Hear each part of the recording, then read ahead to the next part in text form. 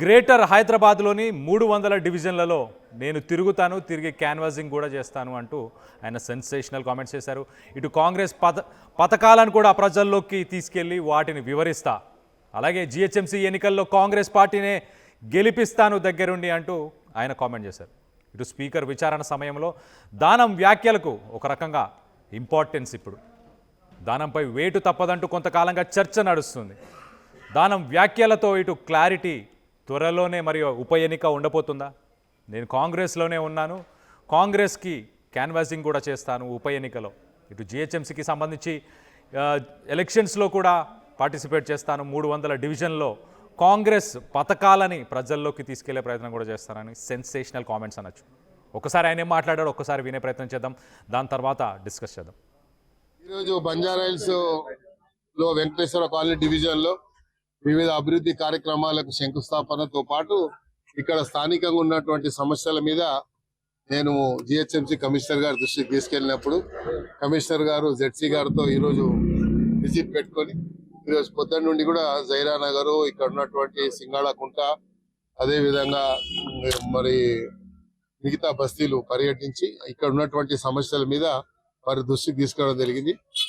అదేవిధంగా GM water works కానీ, electricity board DE కానీ, మిగతా అన్ని డిపార్ట్మెంట్స్ లో ఈరోజు ఇక్కడ ఏరియాలో పర్యటించి ఇక్కడ ఉన్నటువంటి కేబుల్ ఏదైతే ముఖ్యమంత్రి గారు మొన్న హైదరాబాద్ సిటీలో ఎక్కడ కూడా కేబుల్స్ కనబడొద్దు, మరి పోల్స్ కనబడొద్దు బస్తీలలో స్పెషల్లీ అని, దానికి 4,000 కోట్ల రూపాయలు ముఖ్యమంత్రి గారు ఇచ్చినందుకు వారికి నేను ధన్యవాదాలు తెలియజేసుకుంటూ, అదేవిధంగా రాబోయే రోజుల్లో సుమారు 390, ఇప్పటికే మనకు 500 పై చిల్కు ఎంజీడీ వాటర్ హైదరాబాద్కు వస్తూ ఉంటే గోదావరి నుండి అదనంగా మనకు వచ్చేటువంటి వాటర్ కూడా ముఖ్యమంత్రి గారు ఒకటే ఆలోచన ఉంది, జనవరి నుండి హైదరాబాద్ సిటీలో రోజు మంచినీళ్ళు ఇచ్చేటువంటి కార్యక్రమానికి ఏదైతే శ్రీకారం చుట్టాలని ముఖ్యమంత్రి గారు మొన్న రివ్యూ మీటింగ్ లో కానీ క్యాబినెట్ మీటింగ్ లో చెప్పినందుకు గ్రేటర్ హైదరాబాద్ ప్రజల తరఫున ముఖ్యమంత్రి గారికి నేను ధన్యవాదాలు తెలియజేసుకుంటూ, రోజు మంచినీళ్ళు ఇవ్వాలనేది ఎప్పటి నుండో హైదరాబాద్ సిటీ ప్రజల యొక్క చిరకాల వాంఛ.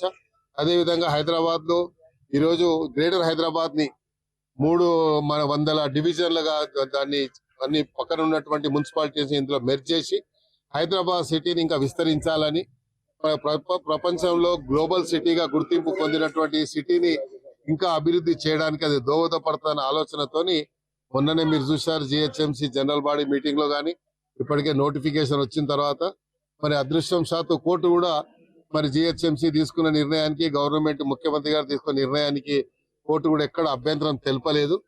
నేను మరి జ్యుడిషియరీకి కూడా నేను ధన్యవాదాలు తెలియజేసుకుంటూ, ఎందుకంటే హైదరాబాద్ సిటీ ఈరోజు ప్రపంచ వ్యాప్తంగా ఎంతో మంది మరి మల్టీనేషనల్ కంపెనీస్ ని ఈరోజు తీసుకురావడంలో దోహదపడుతుంది అంటే హైదరాబాద్ అభివృద్ధి జరుగుతుంది. కాబట్టి హైదరాబాద్ ఒక ప్రశాంతమైనటువంటి వాతావరణం, కులా మతాలకు అతీతంగా మీరు చూశారు, ఇర్రెస్పెక్టివ్ ఆఫ్ ఎనీ కమ్యూనిటీ, ముస్లింలు కానీ, హిందువులు కానీ, క్రిస్టియన్స్ కానీ, ఇతర కమ్యూనిటీ కానీ అందరూ కలిసి పని చేసేటువంటి ఒక సాంప్రదాయం హైదరాబాద్, ఆ ట్రెడిషన్ ఉంది. ఆ ట్రెడిషన్ ని కాపాడాలన్నటువంటి తపననే ముఖ్యమంత్రి గారికి ఉంది. కాబట్టి అందులో భాగంగా ఈరోజు అభివృద్ధి విషయంలో ముఖ్యమంత్రి గారు ప్రత్యేకంగా శ్రద్ధ వహించినందుకు ధన్యవాదాలు తెలియజేసుకుంటూ, ఇవన్నీ కార్యక్రమాలు కూడా మొన్న ప్రధానంగా కార్పొరేటర్స్ అందరికీ 2 కోట్ల రూపాయలు కూడా ముఖ్యమంత్రి గారు ఇవ్వడం జరిగింది.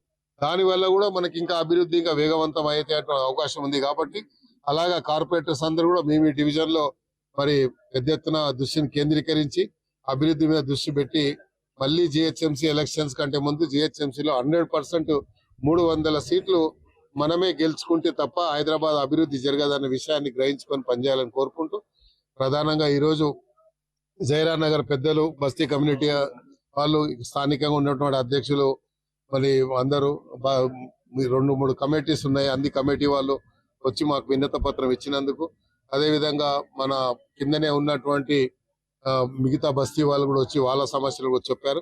అన్ని సమస్యలకు ఈరోజు పరిష్కారం మార్గం దొరికిందని నేను అనుకుంటున్నాను. ఎందుకంటే జోనల్ కమిషనర్ గారు చెప్పారు షార్ట్ టెండర్లు పెట్టి ఇచ్చేయాలని. ఎండి అశోక్ కుమార్ గారితో కూడా పొద్దున మాట్లాడితే ఆయన కూడా మాకు ఇచ్చిన వర్క్స్ అన్ని కూడా షార్ట్ టెండర్లు పెట్టి ఇచ్చేస్తామని చెప్పారు. వారికి కూడా ధన్యవాదాలు.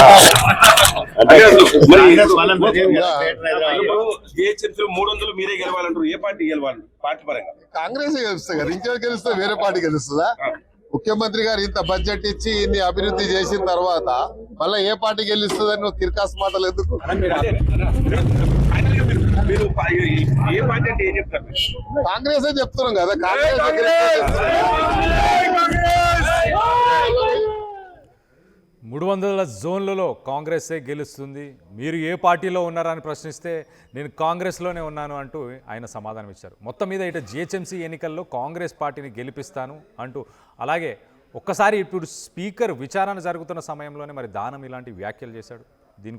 దీనికి ఇప్పుడు చాలా ఇంపార్టెన్స్ అని చెప్పుకోవచ్చు. ఒక రకంగా ఇటు దానంపై వేటు తప్పదనుకుంటూ కొంతకాలంగా చర్చ కూడా నడుస్తుంది. మరి దానం వ్యాఖ్యలతో క్లారిటీ వస్తుందా? త్వరలోనే ఉప ఎన్నిక ఉండబోతుందా? దీనికి సంబంధించి మరింత ఇన్ఫర్మేషన్ తీసుకునే ప్రయత్నం చేద్దాం. మా ప్రతినిధి మధు ఉన్నారు, మధుతో మాట్లాడి తెలుసుకునే ప్రయత్నం చేద్దాం. మధు, చెప్పండి, ఈయన చేసిన ఈ కామెంట్స్ సెన్సేషనల్ కామెంట్స్, ఇప్పుడు ఇవి కూడా ప్రూఫ్ కాదని ఇటు స్పీకర్ అనే అవకాశం ఉందా? ఎగ్జాక్ట్లీ. ఇప్పుడు ఆల్రెడీ 5 మంది ఎమ్మెల్యేలు బీఆర్ఎస్ పార్టీ ఎమ్మెల్యేలుగానే గుర్తిస్తూ స్పీకర్ దీనికి సంబంధించిన క్లారిటీ ఇస్తే, ఇప్పుడు స్పీకర్కి ముఖ్యమంత్రి రేవంత్ రెడ్డికి షాక్ ఇచ్చేలాంటి కామెంట్స్ దానం నాగేందర్ చేశారు. రీసెంట్గా కడియం శ్రీహరి కూడా నేను బీఆర్ఎస్ పార్టీలోనే ఉన్నాను అనేటువంటి స్టేట్మెంట్ ఆయన చేస్తే, వారందరికీ విరుద్ధంగా దానం నాగేందర్ అందరికీ షాక్ ఇచ్చేటువంటి స్టేట్మెంట్ చేశారు. ఒక రకంగా కాంగ్రెస్ పార్టీని తీవ్రమైనటువంటి ఇరకాటంలో పెట్టేటువంటి స్టేట్మెంట్ దానం నాగేందర్ చేశారు. చాలా విచిత్రమైనటువంటి పరిస్థితి ఇప్పుడు ఎదుర్కానుంది. ఖైరతాబాద్కి సంబంధించినటువంటి బీఆర్ఎస్ నుంచి గెలిచిన దానం నాగేందరు బీఆర్ఎస్ గుర్తుపైన, తర్వాత కాంగ్రెస్ పార్టీ గుర్తుపైన సికింద్రాబాద్ ఎంపీగా అభ్యర్థిగా పోటీ చేశారు. ఇవన్నీ పక్కన పెడితే డైరెక్ట్గా కాంగ్రెస్ పార్టీలోనే ఉన్నాను, కాంగ్రెస్ పార్టీనే గెలిపిస్తాను, 300 డివిజన్లో తిరుగుతాను, కాంగ్రెస్ పార్టీకి ఎంఐఎంకు కూడా నేను ప్రచారం చేస్తాననేటువంటి స్టేట్మెంట్ పెద్ద ఎత్తున చర్చనీయాంశం అయ్యేటువంటి సిచ్యువేషన్ కనిపిస్తూ ఉంది. దానం నాగేందర్ చాలా కొన్నిసార్లు బోల్డ్గా మాట్లాడతారు, మళ్ళీ అదే విధంగా మాట్లాడుతూ రేవంత్ రెడ్డిని, తర్వాత కాంగ్రెస్ పార్టీ అధిష్టానాన్ని, డైరెక్ట్గా స్పీకర్ని ఇబ్బంది పెట్టేటువంటి వ్యాఖ్యలు జస్ట్ ఈ రోజుకి కొద్దిసేపటి క్రితం చేయడంతో పెద్ద ఎత్తున చర్చనీయాంశం అవుతా ఉన్నాయి. కొంతమంది ఎమ్మెల్యేలు మేము బీఆర్ఎస్లోనే ఉన్నాము, మమ్మల్ని బీఆర్ఎస్ ఎమ్మెల్యేలుగా చూడాలి అనేటువంటి స్టేట్మెంట్ చేస్తూ ఉంటే, ఈయన డైరెక్ట్గా నేను కాంగ్రెస్లో ఉన్నా అనేటువంటి స్టేట్మెంటే పెద్ద ఎత్తున ఇప్పుడు ఏం జరుగుతుంది, ఉప ఎన్నిక వస్తుందా లేకుంటే సస్పెండ్ అవుతాడా, స్పీకర్ ఈయన పైన చర్యలు తీసుకొని ఉన్నారా, అందుకే ఆ రకంగా మాట్లాడారా దానం నాగేందర్ ఉప ఎన్నికను కోరుకుంటున్నారా, నా పైన వేటు వేస్తే ఉప ఎన్నిక వస్తుంది, ఉప ఎన్నికలో మళ్ళీ నిలబడదాం అనేటువంటి ఆలోచన ఏమైనా చేస్తూ ఉన్నారనేటువంటి చర్చ అవుతుంది. రిజైన్ చేస్తే అది వేరే సంకేతంలా వెళ్ళే పరిస్థితి ఉంటుంది, కాబట్టి వేటు వేయించుకోవాలనేటువంటి ఆలోచన దానం నాగేందర్ చేస్తున్నటువంటి చర్చ అయితే ప్రస్తుతం కొనసాగుతోంది. ఆయన నేను ఏ పార్టీలో ఉంటే ఆ పార్టీ గెలుస్తుంది, అదే నా స్పెషాలిటీ అంటూ స్టేట్మెంట్ చేశారు. కాంగ్రెస్నే గెలిపిస్తాం, కాంగ్రెస్నే గెలుస్తుంది, అభివృద్ధికి నిధులు ఇచ్చిన ముఖ్యమంత్రి కాబట్టి పెద్ద ఎత్తున హైదరాబాద్ జిహెచ్ఎంసీలో 300 స్థానాలు గెలవబోతున్నామంటూ స్టేట్మెంట్ చేశారు. ఎందుకంటే రీసెంట్గానే 300 స్థానాలను చేసింది. గ్రేటర్ హైదరాబాద్లో మొత్తం మిగతా సంబంధించినటువంటి ఔటర్ రింగ్ రోడ్లో ఉన్నటువంటి అన్నిటిని విలీనం చేసుకున్న తర్వాత 300 స్థానాలు కాబోతుంది. గతంలో 150, ఇప్పుడు 300 స్థానాలు. సో ఆయన చేసినటువంటి స్టేట్మెంట్ పెద్ద ఎత్తున చర్చాంశం అవుతా ఉంది. మిగతా ఎమ్మెల్యేలు ఏమో బీఆర్ఎస్ అంటారు, దాని మాత్రం కాంగ్రెస్ అని స్టేట్మెంట్ ఇవ్వడంతో పెద్ద ఎత్తున చర్చ జరుగుతుంది. కళ్యాణ్. రైట్ మధు, కడియం మాత్రం బీఆర్ఎస్లోనే ఉన్నా అంటున్నారు, ఈయన మాత్రం నేను కాంగ్రెస్లోనే ఉన్నా, నేను ఏ పార్టీలో ఉంటే ఆ పార్టీ గెలుస్తుంది అన్నారు. ఇలాంటి సెన్సేషనల్ కామెంట్స్ మీద ఇటు బీఆర్ఎస్ నుంచి ఎవరైనా స్పందించారా దీని మీద? ఎగ్జాక్ట్లీ మాట్లాడేటువంటి అవకాశం ఉంది. మొన్ననే బీఆర్ఎస్ ఎల్పీ సమావేశం అయితే ఎందుకు రాలేదనేటువంటిది బీఆర్ఎస్ పార్టీ నాయకులు మాట్లాడారు. ఇప్పుడు దానం మాట్లాడినటువంటి మాటలతో పెద్ద ఎత్తున చర్చ జరుగుతుంది. రీసెంట్గా ముఖ్యమంత్రి రేవంత్ రెడ్డి కూడా ఒక మీడియా సమావేశంలో మాట్లాడుతూ వాళ్ళ పార్టీలోనే ఉన్నామని చెప్పుకుంటే కూడా బీఆర్ఎస్ యాక్సెప్ట్ చేయలేనటువంటి పరిస్థితి ఉంది, మా పార్టీ ఎమ్మెల్యేలను చెప్పుకునే పరిస్థితిలో ఉంది అనేటువంటి స్టేట్మెంట్ చేశారు. వాళ్ళంతా కూడా కాంగ్రెస్ పార్టీలోకి రాలేదు అంటూ రేవంత్ రెడ్డి స్టేట్మెంట్ చేశారు. కానీ ఇప్పుడు దానం నాగేందర్ వారందరికీ షాక్ ఇచ్చేలాంటి కామెంట్ చేయడంతో బీఆర్ఎస్ పెద్ద ఎత్తున దీనిపైన మాట్లాడేటువంటి అవకాశం ఉంది. కొద్దిసేపట్లో బీఆర్ఎస్ కూడా దీనిపైన రెస్పాండ్ అయ్యే సిచ్యువేషన్ కనిపిస్తూ ఉంది. Right Madhu, thanks for the latest update. మొత్తం మీద దానం నాగేందర్ సెన్సేషనల్ కామెంట్స్ అని చెప్పొచ్చు. నేను ఏ పార్టీలో ఉంటే ఆ పార్టీ గెలుస్తుంది, అలాగే గ్రేటర్ హైదరాబాద్లోని 300 డివిజన్లో నేను తిరుగుతాను, తిరిగి ప్రచారం చేస్తాను, కాంగ్రెస్ పథకాలను ప్రజల్లోకి తీసుకెళ్తాను, జిహెచ్ఎంసీ ఎన్నికల్లో కూడా ఖచ్చితంగా కాంగ్రెసే గెలవబోతుంది అంటూ ఆయన సెన్సేషనల్ కామెంట్స్ చేశారు. దాంతోపాటు మరి నేను కాంగ్రెస్ పార్టీలో ఏ పార్టీలో ఉన్నారు, మీరు ఏ పార్టీ గెలవబోతుంది జిహెచ్ఎంసీలో అంటే ఖచ్చితంగా కాంగ్రెసే గెలవబోతుంది, అలాగే కాంగ్రెస్ పార్టీలోనే ఉన్నాను, ఇలాంటి క్వశ్చన్స్ అడుగుతున్నారు ఏంటి అని చెప్పి ఇటు విలేకరులను కూడా అడిగిన వైనం. సో మొత్తం మీద దానం నాగేందర్ చేసిన ఈ కామెంట్స్ మరి ఒక రకంగా ఇటు స్పీకర్ని అలాగే ఇటు సీఎం రేవంత్ రెడ్డి వీళ్ళందరినీ కూడా ఒక రకంగా ఇరకాటంలో పడేసినట్టే తెలుస్తుంది.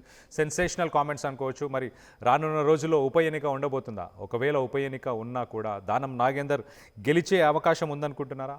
దీనికి సంబంధించి మీరేమనుకుంటున్నారు? మీ అభిప్రాయాలను కింద కామెంట్ రూపంలో తెలియపరచండి. ఒకసారి దానం నాగేందర్ ఏం మాట్లాడారో ఆయన మాటల్లోనే వినే ప్రయత్నం చేద్దాం. అది మన స్పెషాలిటీ కదా. జిహెచ్ఎంసీ 300 మీరే గెలవాలంటారు. ఏ పార్టీ గెలవాలి? పార్టీ పరంగా కాంగ్రెస్ గెలుస్తుంది కదా, ఇంకెవరు గెలుస్తే వేరే పార్టీ గెలుస్తుందా? ముఖ్యమంత్రి గారు ఇంత బడ్జెట్ ఇచ్చి ఇన్ని అభివృద్ధి చేసిన తర్వాత మళ్ళీ ఏ పార్టీ గెలుస్తుందని నువ్వు తిరకాసు మాటలు ఎందుకు? మీరు ఏ పార్టీ అంటే ఏం చెప్తారు? కాంగ్రెస్ చెప్తున్నాం కదా.